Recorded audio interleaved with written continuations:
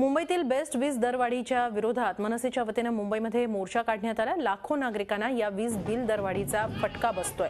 Best परिवहन वाचवण्यासाठी ग्राहकांना सुमारे 10 ते 20% वीज बिलाचा भुर्दंड पडतोय, असा मनसेचा आरोप आहे।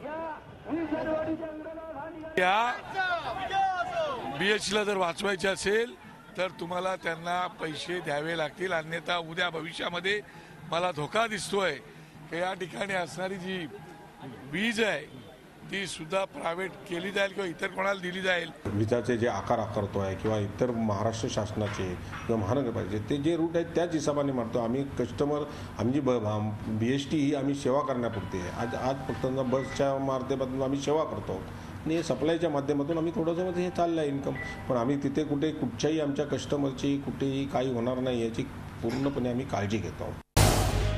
झी 24 तास रहा एक पाऊल पुढे।